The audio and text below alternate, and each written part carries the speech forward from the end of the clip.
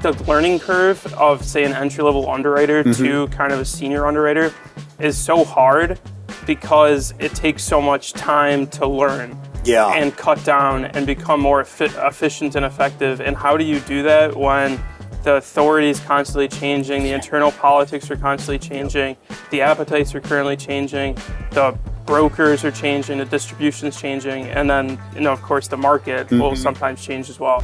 Welcome to 5 Minutes, your quick dive into the wide-ranging world of insurance, technology, and leadership. I'm Miguel Edwards, and I'll be your guide as we explore these topics that are transforming not just the insurance industry, but the business world at large.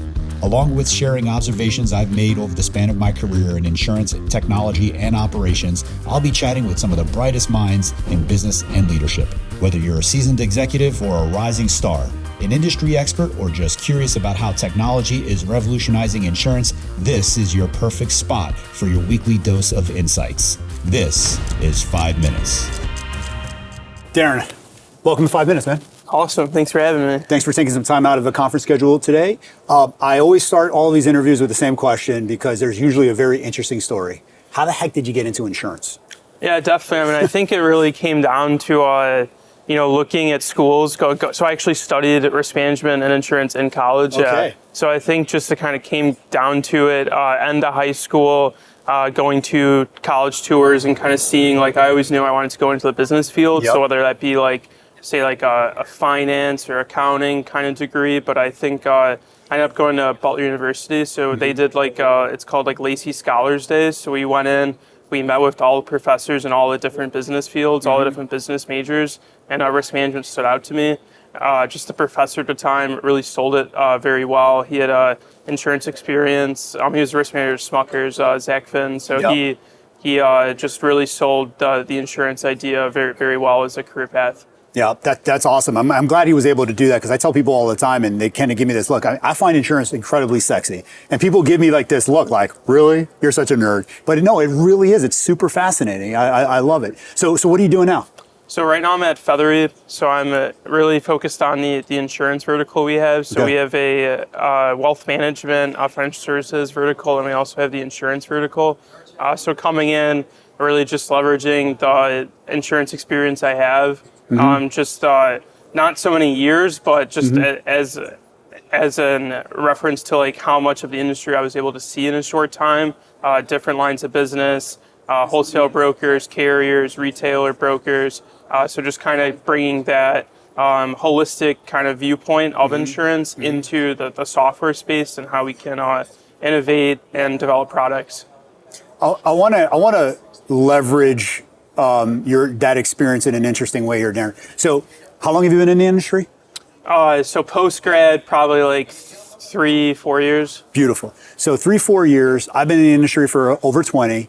And my question to you is, what are you seeing in the industry, kind of given your tenure, as hurdles, as obstacles for the industry taking the next step that maybe someone like me who's been in this business and just kind of learned the way it is doesn't see? What are you seeing as someone who's kind of going to come up and take the mantle? Yeah, definitely. I think first off is really we hear about it almost every day is the talent pipeline. Right. Sure we have great great programs like risk management programs and Gamma Iota Sigma really leading in charge on college recruiting. But that's not enough. There needs to be more education from the career pipeline, but also from people that are working in other industries, coming over and then becoming insurance professional. Got it. Say I'm an engineer and I worked in property. I'm an engineer, I have an engineering background, I understand all the technical expertise, and then I hop over and become a property underwriter. Yeah. How do we do that? That is cool. Can we do the same thing in technology? Because that would be interesting. I wonder, technology has solved all these problems in other industries, and I've been dealing with the same issues for 25 years. Yeah, I think the first point is talking about it, or talking about the issues in industry, how we can improve them, both from a workflow perspective, and also just from someone's day-to-day job in the insurance industry, whether it be a broker, an underwriter, what are they actually doing and what is your job really like? Now, so I think that's the work that Feathery is really doing from an underwriter perspective. So why not dive into that and talk a little bit about that value prop? Yeah, definitely. So we have products for both brokers and carriers. So on the carrier side, it's really focused on submission intake. Okay. So as soon as, say, an underwriter submits, an email submission to the time an underwriter is actually processing a quote, that's the whole workflow that we help with.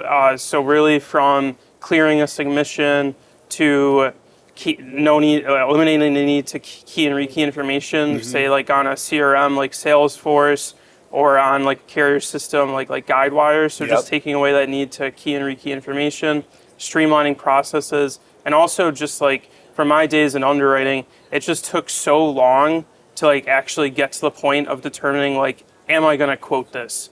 Like it just took so long to like go through all the guidelines, go through your appetite, go through what the broker's saying, go through like the rationale of like, what broker is this? Is this someone I'm trying to write more business with? Is this a class of business we want to grow in? Is this pricing make sense? Right. And that's where Feathery really helps is we move the starting point that much farther down. So say like an underwriter had to start at filling out, a 10-page underwriting authority document with all these copy and paste stuff and needs all these graphs. Like I was doing financial institutions, we did like banks a lot. Those took hours. It just took so much time to open up every single financial statement, every single Word doc, every single quote. Like if there's like a excess opportunity, it just took so long to get all the data.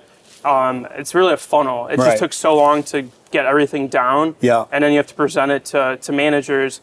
And then even at that point, you're like, I spent an hour doing this, but like the learning curve of say an entry-level underwriter to kind of a senior underwriter is so hard because it takes so much time to learn and cut down and become more efficient and effective. And how do you do that when the authority is constantly changing, the internal politics are constantly changing, the appetites are currently changing, the brokers are changing, the distribution is changing, and then, of course, the market will sometimes change as well. Sure. But now double click and tell me how how the technology Feathery offers actually is going to ameliorate all of that complexity. Yeah, definitely. So I think a key feature to touch on is the workbench. Okay. So after a submission is cleared, then it can go into, say, a workbench where like an underwriter is no longer underwriting outside your email.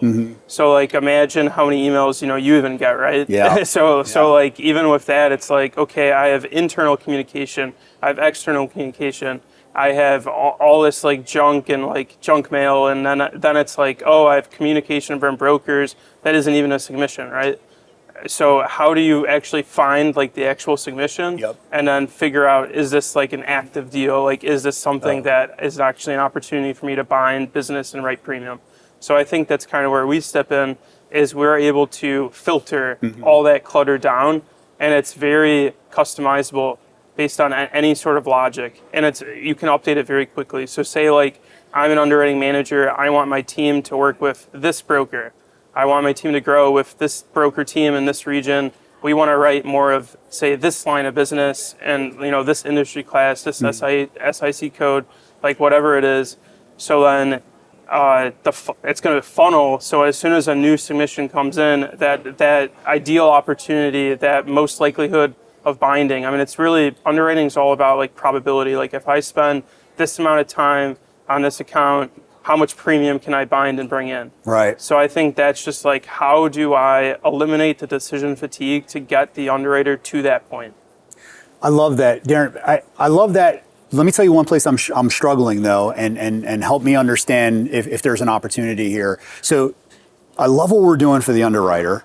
What do we do to shift left and think about even just whether or not we need to get all that data to the underwriter, how we get that data to the underwriter? I'm thinking about the agent/broker experience in doing that. Is there an opportunity there? And if so, what does it look like?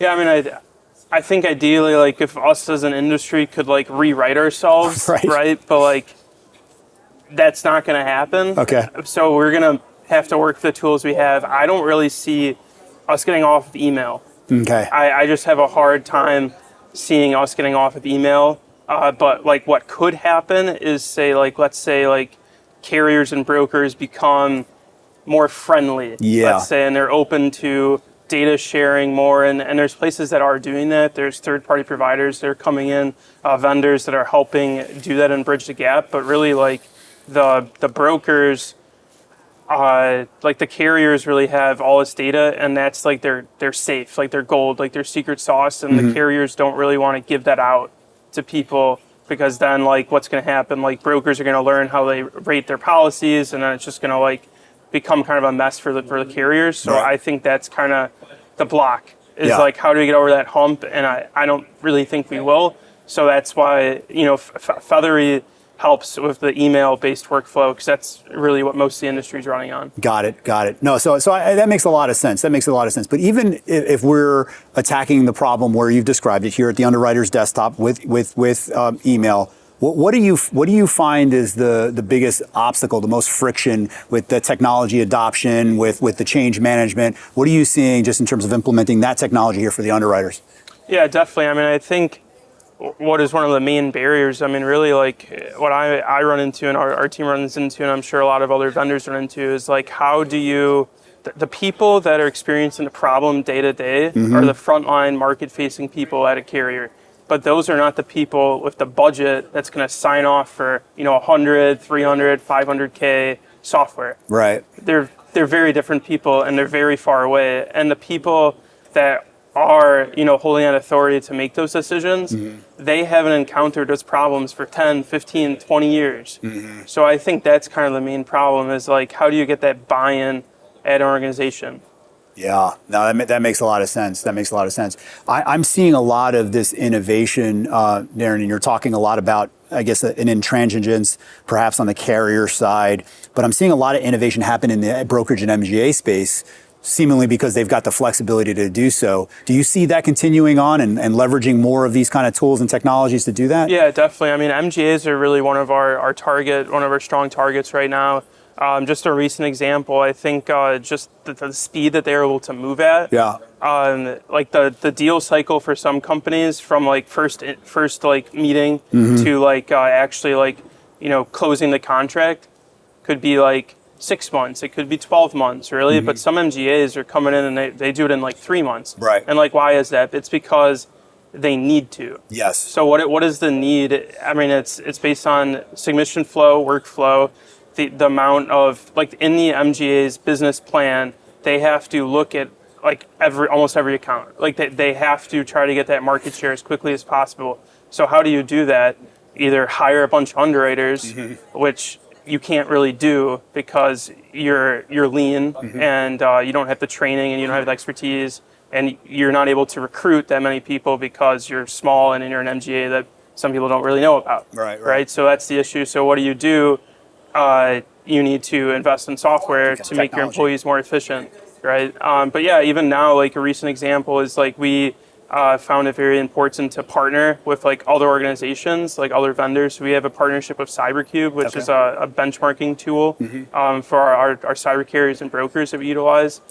So I think that's it, as well as like being a vendor, recognizing what you do and what you don't do, and then listening to the brokers, the carriers, and just kind of your target market, listening to them and filling in that gap and finding a way to be innovative, finding a way to partner, and finding a way to round out the solution. Got it. So you touched on cyber coverage, just real quick, stepping away from the technology piece here specifically, but cyber has always been a really interesting, sometimes challenging arena. What changes do you see on the horizon, or what's exciting you in the cyberspace? Yeah, I mean, I think what we do is, for say, like our underwriting workbench, is just the amount of different applications, different questions, different controls that carriers are screening for in like their underwriting process, is just keeping in mind that like an insured is not going to fill out multiple applications, and they need a quick turn. So you as an underwriter might not get all the information you need. So that's kind of where our benchmarking tool comes in, is we're able to screen the applications and get that key information extracted. Okay. Got it. That makes good sense. What, Darren, have I not asked you about that you wanted an opportunity to talk about? Yeah, definitely. I mean, on the broker side too, I know we touched on is, so one of our main tools on the brokerage side is the policy quote comparison. Okay. So as obviously like some applications are more applicable to different brokers than others. Say like a small independent agency is probably only going out to the market to get like 2 or 3 quotes. Right. whereas like a large wholesale broker on a big deal is probably going out and getting 5-10 quotes. Right. So I think it might apply more so to if you're getting a lot of quotes back and you need to turn it around quickly, just having the policy quote comparison tool of extracting the main data and being able to compare very quickly and really improving that customer service and turnaround time to the insured. I think that's kind of one of the main things in insurance is just being able to make the buying process easier and faster. So just dive in, Darren, real quick on that comparison. Help my audience understand what am I looking for when I'm comparing my policy to my quote? What am I looking for? Yeah, definitely. We can do policy checks as well, but even just on the quote side, like again, our tool is completely customizable, so it's really up to you. Like, what do you want? Like, we can tell you what we've seen kind of peers looking for, depending on the class of business, whether it be like, oh, let's pull out the premium, let's pull out the limits, let's pull out the terms, let's pull out the endorsements, like very basic stuff like that. But like we're able to add on almost any, keyword, kind of pull out and compare. Makes good sense. Awesome. Darren, thank you so much for your time, man. I really appreciate it. Awesome. Appreciate it. Thank you. Thank you for joining this episode of 5 Minutes. If you've enjoyed our discussion, we'd love for you to share it with anyone else you think might find it interesting. Also, please subscribe on whatever podcast platform you're listening on and hit that bell to stay on top of the game with our practical 5-minute episodes. We look forward to seeing you again next week.